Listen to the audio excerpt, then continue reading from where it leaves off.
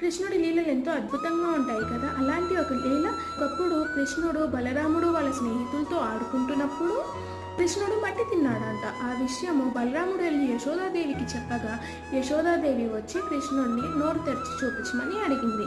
నోట్లో చూసిన యశోదాదేవికి మట్టి కనిపించకపోగా ముక్కోటి లోకాలు, సమస్త భూప్రపంచము, పర్వతాలు, సముద్రాలు ఎన్నెన్నో కనిపిస్తున్నాయి. పాస్ట్, ప్రజెంట్, ఫ్యూచర్ తెలుస్తోంది. కృష్ణుడి నోరు చూస్తున్న యశోదాదేవి కూడా కనిపించిందంట.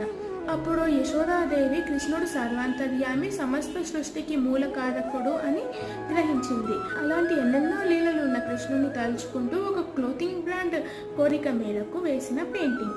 లోటసెస్ కూడా కొన్ని వేశాను. అండ్ ఈ పెయింటింగ్ పైన హైలైటింగ్ కూడా ఇచ్చిన తర్వాత this is the final look of the kurta. మీకు ఎలా అనిపించిందో కమెంట్ చేసి చెప్పండి. Thank you for watching. Please subscribe and bye.